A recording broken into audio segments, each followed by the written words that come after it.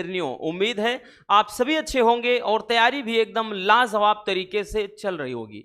बहुत सारे बच्चों के कमेंट्स आ रहे थे कि सर केमिस्ट्री के इंपॉर्टेंट न्यूमेरिकल को एक ही वीडियो में वन शॉट वीडियो के माध्यम से फिनिश कर दीजिए। तो आप सभी के कहने पर आज के इस वीडियो में हम सबसे पहले चैप्टर सॉल्यूशन यानी विलयन के जितने इंपॉर्टेंट न्यूमेरिकल हैं सभी को एक फ्रेम में देखने वाले हैं।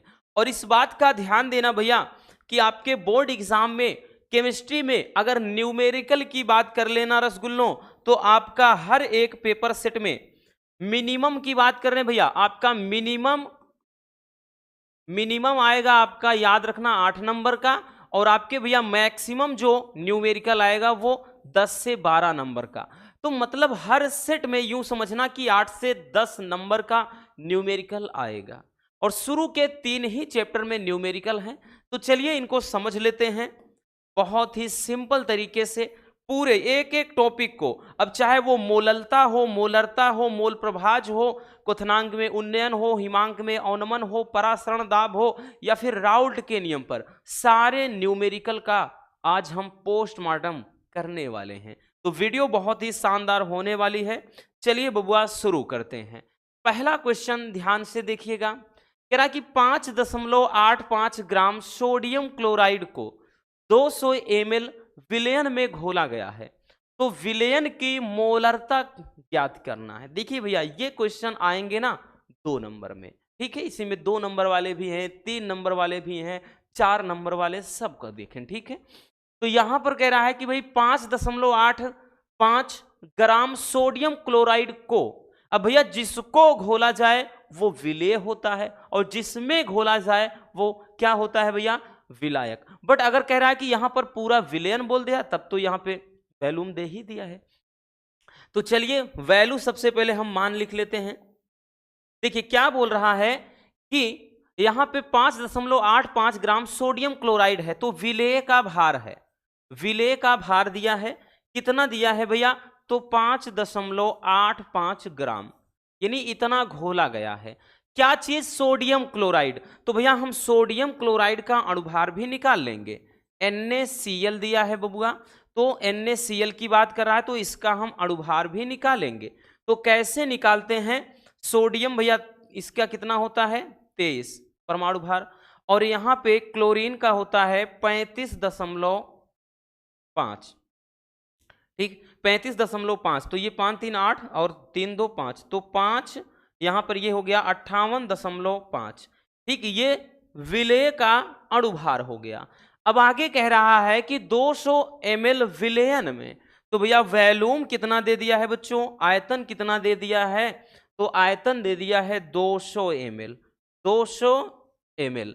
आगे कह रहा है कि विलयन की मोलरता ज्ञात करना है, कैपिटल M से दर्शाते हैं, ठीक। तो सबसे पहला काम तो आपको यही करना है बबुआ कि जितना भी दिया है आप सबसे पहले वैल्यू पुट कर लीजिए, ठीक, फिर काम आसान हो जाता है।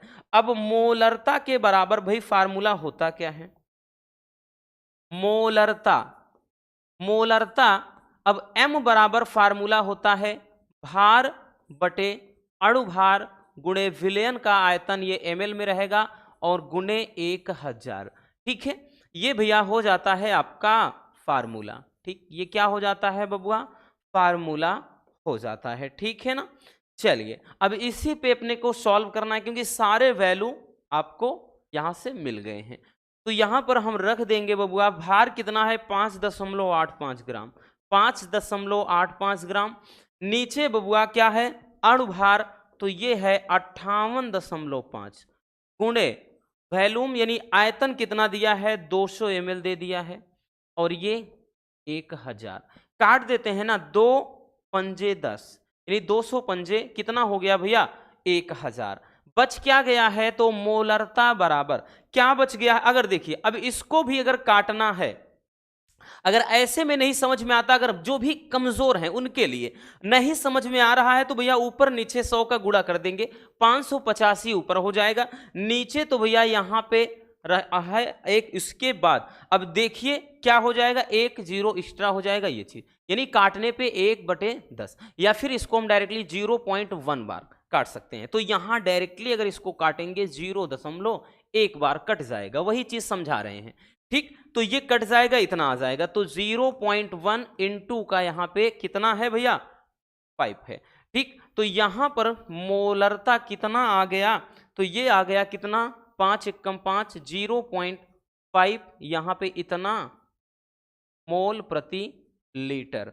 ठीक है, ये मोलरता हो गया भैया 0.5 मोल प्रति लीटर, और यही हमारा क्या हो जाएगा, राइट आंसर हो जाएगा। ठीक है, देख रहे हैं ना, बड़ा ही सिंपल सा है। चलिए जल्दी से स्क्रीनशॉट कर लीजिए।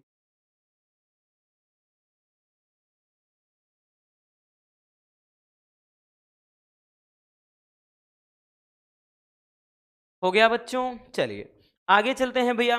देखिए ज्यादा क्वेश्चन नहीं देखेंगे, सब पर हम एक एक क्वेश्चन, हाँ जो इंपॉर्टेंट है, जैसे भी बात कर ले, परासरण दाब वाला हो गया, और राउल्ट के नियम पर हो गया, मोलल उन्नयन स्थिरांक, अवनमन स्थिरांक वाला, तो उसको अपन दो दो देखेंगे, नहीं तो ज्यादातर ये तो भैया सिंपल वाले हैं, एक एक ही समझते हैं, क्योंकि ये वन शॉट वीडियो है, याद रखना। चलिए आगे क्वेश्चन देखते हैं। अगला क्वेश्चन क्या कह रहा है, ध्यान से देखना बच्चों। कह रहा है कि 40 ग्राम सोडियम, सॉरी सोडियम क्या, पूरा कास्टिक सोडा लिख दिया है, तो 40 ग्राम कास्टिक सोडा को 500 ग्राम जल में घोला गया, तो कह रहा है इसकी मोललता ज्ञात करना। देखिए मोलरता हो या मोललता, दोनों सेम होते हैं भाई, फार्मूले में इतना सा अंतर है, जहां नीचे विलयन का आयतन होता है वहीं विलायक का भार हो जाता है। ठीक है, अब देखिए यहां पे कह रहा है कि 40 ग्राम कास्टिक सोडा को, तो यहां पे भैया विलेय का भार है, क्योंकि जो कुछ भी घोला जाए वो हमेशा विलेय का भार होता है, तो यहां पर ये 40 ग्राम दे दिया है विलेय का भार। आगे देखिए क्या कह रहा है, आगे बोल रहा है भैया, यहां पे देखिए कह रहा है कि कास्टिक सोडा, तो कास्टिक सोडा का फार्मूला होता है NaOH, सोडियम हाइड्रोक्साइड, तो इसका अणुभार भी निकालना पड़ेगा। अणुभार कैसे निकालेंगे भैया, सोडियम का 23 हो जाएगा, ऑक्सीजन 8 होता है, तो 8 दूना 16 इसका परमाणु भार, और इसके बाद हाइड्रोजन का 1, कितना आ जाएगा बबुआ, 6 3 9 1 10 हो गया, 2 1 3 1 4, यानी 40 ही आ गया अणुभार। अब आगे कह रहा है कि 500 ग्राम जल में घोला गया, अब कह रहा है कि 500 ग्राम जल में, यानी जल क्या है, विलायक है, तो विलायक के भार को कैपिटल W से दर्शाते हैं, तो यहां पर दे दिया है कितना, 500 ग्राम, तो 500 ग्राम इतना। ठीक, अब कह रहा है कि विलयन की अर्थात इसकी मोललता ज्ञात करना है, तो मोललता को M' से दर्शाते हैं, M' ही मान लेते हैं। ठीक है, तो हम लिखेंगे भैया कि मोललता, देखिए सबसे जरूरी सबसे इंपॉर्टेंट यही होता है कि वैल्यू पुट करना। अगर वैल्यू ही आपने समझ लिया कि किसका मान कितना दिया है, तो आप तो चुटकियों में लगा सकते हो ना, याद रखना बबुआ। मोललता निकालेंगे अपन M' से दर्शाते हैं भैया, भार बटे अणुभार, अब की बार विलायक का भार होगा ये ग्राम में ही रहेगा, और गुणे में 1000। ठीक है, 1000 ये हो जाएगा आपका मोललता के बराबर फार्मूला। ठीक है, चलिए इसी पर इसका पोस्टमार्टम करते हैं। सारे वैल्यू आपको के सामने है बबुआ, भार कितना है 40 ग्राम, नीचे अणुभार कितना है, तो अणुभार भी 40 ही है, विलायक का भार कितना है, तो 500 है। ठीक है, और गुणे में 1000, वो इसलिए होता है क्योंकि एक किलोग्राम में 1000 ग्राम होता है ना, यहाँ पे अगर किलोग्राम में लिखते तो ये 1000 ना लिखते फिर। ठीक, लेकिन सबको फिर हम ये जो ग्राम में लिखे हैं तो हमको किलोग्राम में बदलना पड़ता, तो काहे का इतना झंझट, सीधा लगाएंगे ना, काट देते हैं भैया, कट गया, 500 दूना 2000, ठीक है, मतलब 1000, 5 दूना 10, तो यहाँ पे M' कितना निकल कर आया, 1, सॉरी 5 दूना है तो 2 बार 2, यहाँ पे मोल प्रति केजी। ठीक है, मोल प्रति केजी है, ये हो जाएगा, का भार कितना है, तो 500 है। ठीक है, और गुणे में 1000, वो इसलिए होता है क्योंकि एक किलोग्राम में 1000 ग्राम होता है ना, यहाँ पे अगर किलोग्राम में लिखते तो ये 1000 ना लिखते फिर। ठीक, लेकिन सबको फिर हम ये जो ग्राम में लिखे हैं तो हमको किलोग्राम में बदलना पड़ता, तो काहे का इतना झंझट, सीधा लगाएंगे ना, काट देते हैं भैया, कट गया, 500 दूना 2000, ठीक है, मतलब 1000, 5 दूना 10, तो यहाँ पे m डैश कितना निकल कर आया, 1, सॉरी 5 दूना है तो 2 बार 2, यहाँ पे मोल प्रति केजी, ठीक है, मोल प्रति केजी है, ये हो जाएगा मोललता। तो मोललता कितनी निकल आएगी भैया, तो यहाँ पे 2 मोल प्रति केजी, या 2 मोल अकेले लिख देंगे, कोई दिक्कत ना, इसमें कोई झंझट नहीं है, ठीक है, समझ में आ गया। तो इस तरीके से मोललता और मोलरता दोनों को आपको भैया सेम तरीके से होता है, बस याद रखना कि मोलरता में आयतन दिया रहता है, मोललता में यहाँ कोई ना कोई ग्राम में मात्रा दिया रहेगा, ठीक है, विलायक का भार। चलिए इसको भी स्क्रीनशॉट कर लीजिए।